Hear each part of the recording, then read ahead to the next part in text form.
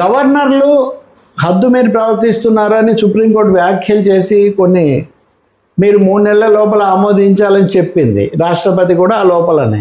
అసలు రాష్ట్రపతిని చెప్పడానికి మీరెవరు?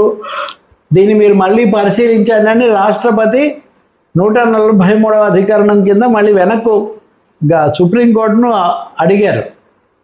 ఇప్పుడు ఆ కేసు కూడా సుప్రీంకోర్టు చేపట్టబోతుంది. ప్రమోద్, ఇప్పుడు ఇవన్నీ కలిపి చూస్తే కనుక మీరు నేను చెప్పినవి కొన్నే, ఇంకా చాలా రకరకాల. ఇప్పుడు ఉదాహరణకు ఎన్నికల సంఘం, అది మనం విడిగా మాట్లాడుతున్నాం. ఎన్నికల సంఘం అధికార పరిధి అన్నది కూడా ఇప్పుడు సుప్రీంకోర్టు ముందు ఉంది.